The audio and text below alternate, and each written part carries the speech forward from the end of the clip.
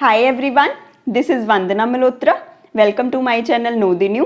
Today we will discuss some important and interesting idioms. So let's start. My first idiom for today is look like $1 million. Look like $1 million हम किसी की तारीफ करने के लिए use करते हैं. जब हमें कोई चीज बहुत सुंदर लगे तब हम बोल सकते हैं look like $1 million. और इसका सेंटेंस क्या बन सकता है? The painter did a very good job. This house looks like $1 million. My next idiom for today is take with a grain of salt. Take with a grain of salt का मतलब होता है किसी की बात की तरफ ध्यान ना देना या किसी की बात इग्नोर कर देना क्योंकि हमें पता है वो झूठ बोल रहे हैं. और इसका सेंटेंस क्या बन सकता है?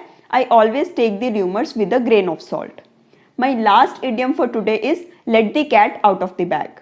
Late the cat out of the bag का मतलब होता है किसी का सीक्रेट गलती से रिवील कर देना या किसी को बता देना. और इसका सेंटेंस क्या बन सकता है? I tried to keep this party a surprise for my mother, but my sister came and let the cat out of the bag. ये थी हमारे कुछ इंपॉर्टेंट इडियम्स. अगर आप भी इनकी प्रैक्टिस करना चाहते हैं तो कमेंट सेक्शन में इनके सेंटेंसेस बना के मुझे जरूर भेजिएगा. तब तक के लिए थैंक यू वेरी मच.